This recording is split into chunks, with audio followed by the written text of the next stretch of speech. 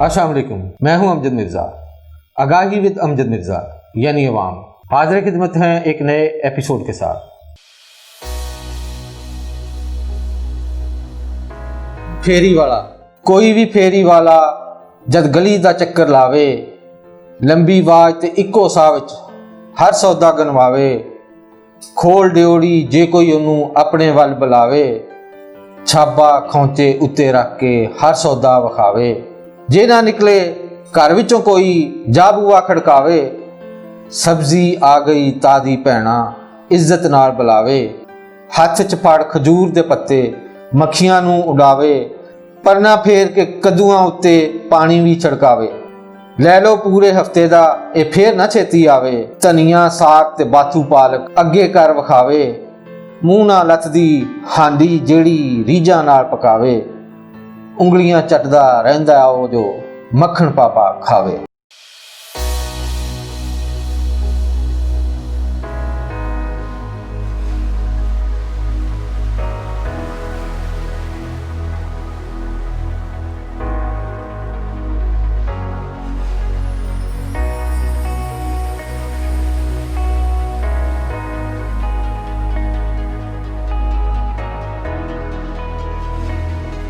आज का जो मेन टॉपिक है हमारा वो है post pandemic Jio political situation of the world, यानी दुनिया की सूरत हाल कोरोना के बाद क्या होगी, क्या तब्दीलियाँ आएंगी, उनको हम डिस्कस करेंगे, जिसमें हम ग्लोबलाइजेशन के फैक्टर्स, उनके बाद उनके आफ्टर इफेक्ट्स और आखिर में जाके इनके फ़ायदे नुकसान, ये क्या सूरत हाल बनती है, उनको हम कंपाइल करके डिटेल में डिस्कस करेंगे।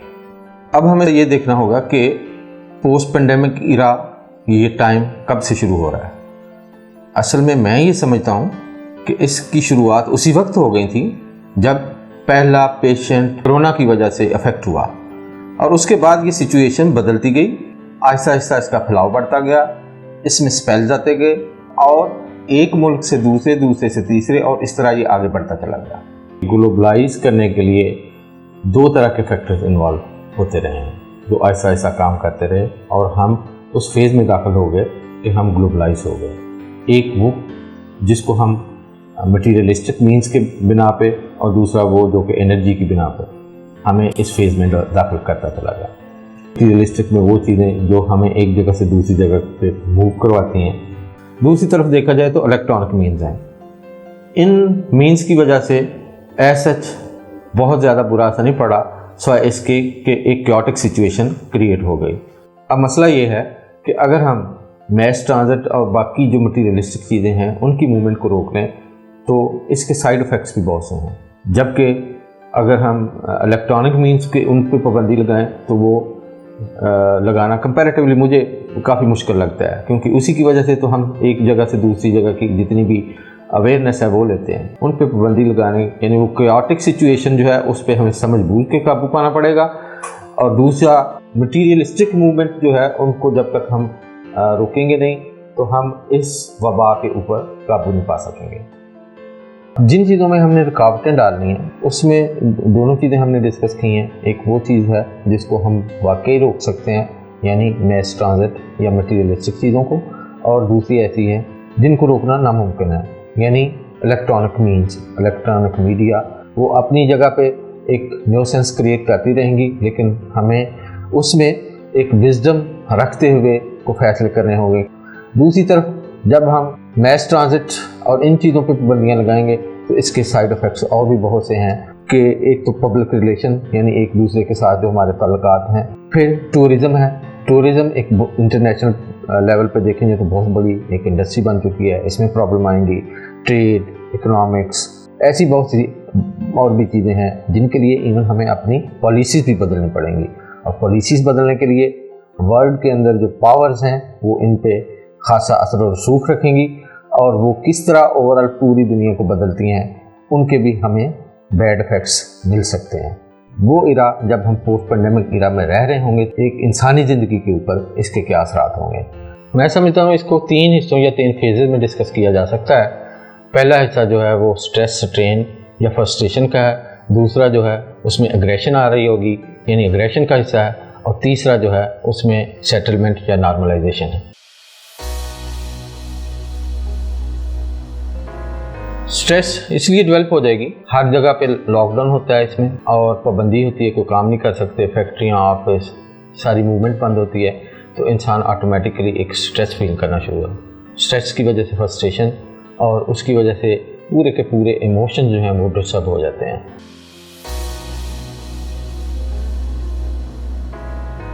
दूसरा फेज़ या दूसरा हिस्सा अग्रेशन का होगा। ये फेज़ जो है वो हमारा फ्रस्ट्रेशन का फेज़ है, उसमें से गुजर के जब हम आएंगे तो बहुत सी ऐसे लॉसेस होंगे जिनको हम जल्दी जल्दी रिकवर करने की कोशिश करेंगे।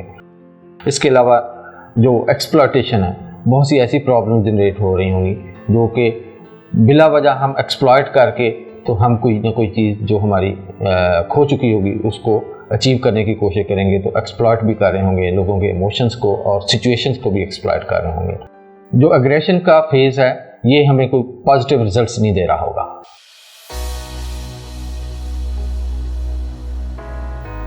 तीसरा हिस्सा या तीसरा जो फेज़ है उसमें हम किसी हद तक नॉर्मलाइजेशन की तरफ आ रहे होंगे, यानी जो पहला स्ट्रेस और अग्रेशन के जो फेजेस हैं उनमें से जब हम गुजरेंगे तो किसी न किसी हद तक हम नॉर्मलाइज होते हुए नज़र आएंगे। वजह कि उनके हम आदी होंगे और हमें फ्यूचर में कोई ऐसी चीज़ जिसको हम प्रेडिक्ट कर सकते हैं कि हाँ कोई बेहतर होगी तो उसको हम शायद अचीव ना कर सकें, तो उसी हालत में हम जो हमारे पास कंडीशंस होंगी हम कंडीशनड हो जाएंगे और उसके मुताबिक हम अपने आप को नॉर्मलाइज करके जो है होगा उसके ऊपर हम इक्तफा करते हुए अगली ज़िंदगी गुजारने की कोशिश कर रहे होंगे। इसमें acceptance of problems, satisfaction on the concept of less is more, यानी जो है जितना है उस पर गुजारा करने की हम कोशिश करेंगे और एक नई ज़िंदगी का आगाज़ करने की कोशिश तगोदो शुरू कर देंगे। पोस्ट पेंडेमिक जियोपॉलिटिकल सिचुएशन में जो हम इससे पहले जो फेजेस गुजर चुकी हैं उसमें क्या क्या सीख चुके होंगे और उसको हम किस तरह इम्प्लीमेंट कर रहे होंगे उनका थोड़ा सा जिक्र करना भी बहुत ज़रूरी है। मैं इस फेज़ को बहुत ही ऑप्टिमिस्टिक तरीके से देखता हूँ। अब जो कुछ है उसमें हमने पॉजिटिविटी ढूंढनी है और इस पे हम मजबूर हों या वैसे एक्सेप्ट करें, लेकिन एक ये ऐसी फेज़ होगी जिसमें हम एक दूसरे की एग्जिस्टेंस को भी एक्सेप्ट कर रहे होंगे। इसमें मोनोलिथिकली जो एक्टिंग बिहेवियर्स हैं उनको हम चला रहे होंगे, फिर values of the humanity, equality, balance, इन सब चीज़ों को साथ साथ लेके चल रहे होंगे। और सबसे बढ़ के ये कि इस फेज़ में आर्टिफिशियल इंटेलिजेंस का बहुत ज़्यादा इस्तेमाल हो रहा होगा।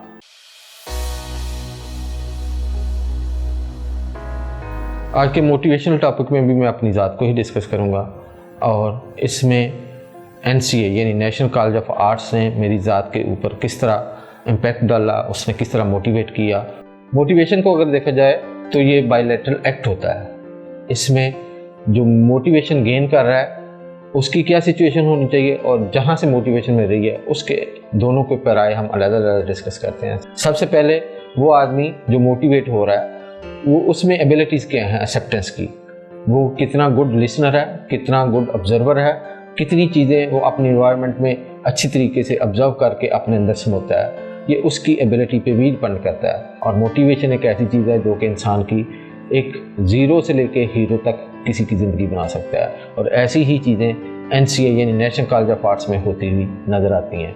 NCA एक हिस्ट्री का नाम है जिसने पूरी दुनिया में अपना एक नाम बनाया हुआ है और इसका मतलब ये हुआ कि एक तरफ मोटिवेशन लेने वाला आदमी और दूसरा वो एनवायरनमेंट। NCA की एनवायरनमेंट की जो खसूसियात हैं वो शायद किसी और इंस्टीट्यूशन के एनवायरनमेंट में बिल्कुल एग्जिस्ट ना कर रहे हैं। यहाँ क्या है कि यहाँ एक जूनियर सीनियर और एक सीनियर जूनियर से मिलजुल के काम कर रहे होते हैं। यहाँ टीचर्स 1 to 1 भी काम कर रहे होते हैं, ग्रुप्स में भी काम कर रहे होते हैं और हर आदमी की जो अपनी एक सोच होती है उसको पॉलिश कर रहे होते हैं, ना कि एक दूसरे की नकल कर रहे होते हैं। इससे बढ़ के ये कि यहाँ कोई क्लास डिफरेंस नज़र नहीं आता, यानी एक मिडिल क्लास, एक लोअर मिडिल क्लास और एक एलीट क्लास, ये जितने भी स्टूडेंट्स हैं एक ही लेवल पे आके एक दूसरे के साथ इंटरमिंगल होकर काम कर रहे होते हैं, एक दूसरे के साथ अपने आइडियाज़ शेयर कर रहे होते हैं और जो भी चीज़ क्रिएट कर रहे होते हैं वो एक अछूती और एक नई होती है। NCA की एनवायरनमेंट में डाइवर्सिटी का एक और भी पहलू देखने को मिलता है, वो ये है कि पूरे पाकिस्तान के मुख्तलिफ इलाकों से स्टूडेंट्स यहाँ इकट्ठे होते हैं और एक हार्मनी क्रिएट कर रहे होते हैं। जब वो मिलजुल के एक दूसरे के साथ इंटरेक्ट करते हैं तो अपने अपने जो पास के एक्सपीरियंस है वो शेयर कर रहे होते हैं और यहाँ की जो एनवायरनमेंट है यहाँ से वो जो सीख करते हैं तो एक नई चीज़ प्रोड्यूस करने में वो या एक नई चीज़ क्रिएट करने में ان کے لیے بہت مددگار ثابت ہوتی ہے۔ یہ NCA کی انوائرمنٹ کی موٹیویشن کا ہی ثمر ہے کہ میرے جیسے بندے نے یہاں سے ڈبل ڈگری حاصل کی، یعنی فائن آرٹس اور آرکیٹیکچر میں۔ اس سے پہلے نیر علی دادا صاحب نے ڈبل ڈگری حاصل کی تھی جو آرکیٹیکچر اور ڈیزائن میں، اور ہمایوں صاحب ہیں جو ہمارے سینئر تھے، انہوں نے بھی ڈیزائن اور آرکیٹیکچر میں، لیکن میں پہلا آدمی ہوں جس نے فائن آرٹس اور آرکیٹیکچر کے کمبینیشن میں اس کی پوری ہسٹری میں فرسٹ ٹائم ڈبل ڈگری حاصل کی۔ موٹیویشنل کے دوسرے بائیلیٹرل ایکٹ میں ایمبیشن کا ذکر آئے گا، یعنی آدمی کے اندر ذاتی طور پہ تشنگی کتنی ہے، وہ کس طرح چاہتا ہے کہ اپنے آپ کو جو اس میں فلاز ہیں اس کو کس طرح فل کرنا چاہتا ہے، وہ کتنا ایکٹیولی کسی انوائرمنٹ میں اپنے آپ کو ایگزسٹ کروا رہا ہے، وہاں سے کیا وہ سیکھ رہا ہے، اس کے اپنے حواس خمسہ وہاں سے کیا سیکھ رہے ہیں، یہاں تک وہ کتنا اپنے ذہن کو اوپن مائنڈلی ہر چیز آبزرو کرنے کے لیے ریڈی ہے، چاہے کوئی آرکیٹیکٹ ہے یا آرٹسٹ ہے۔ انہوں نے اپنا کام اتنی لگن سے کیا کہ وہ ہماری سوسائٹی میں بہت زیادہ اپریشیٹ ہوئے، اور ان میں بہت سے نامور آرکیٹیکٹ اور بہت سے نامور آرٹسٹ بھی گزرے ہیں۔ ان میں نیر علی دادا، سعید اختر صاحب، سلیمہ ہاشمی، شناز شیخ، نیرہ نور، رانا راشد، آرم نعیم، علی ظفر اور سید شکار جیسے لوگ شامل ہیں۔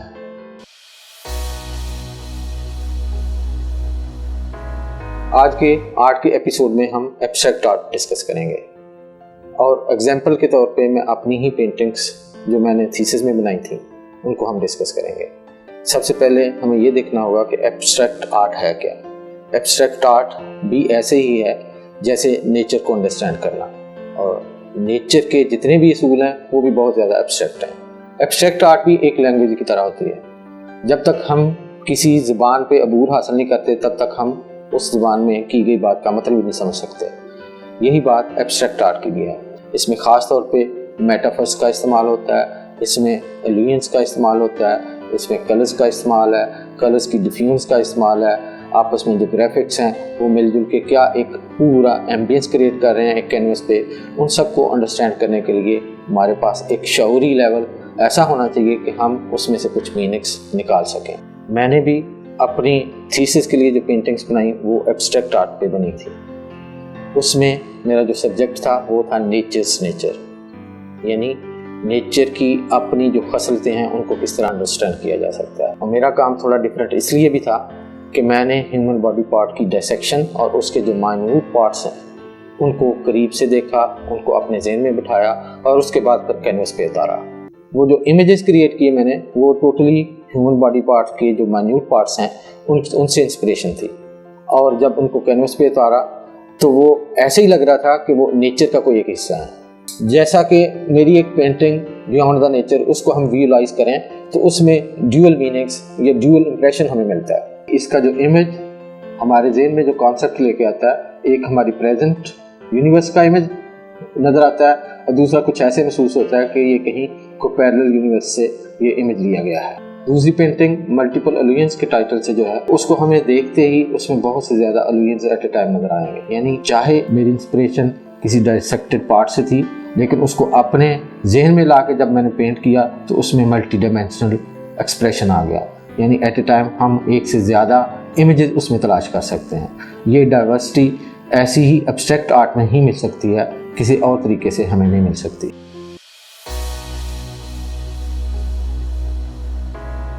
ابھی تک ہمارے چینل کو جن لوگوں نے سبسکرائب کیا اور شیئر کیا میں ان کا شکریہ ادا کرنا چاہتا ہوں، اور مزید عوام کی آگاہی کے لیے سبسکرائب کیجیے آگاہی ود امجد مرزا یعنی عوام۔ Thank you.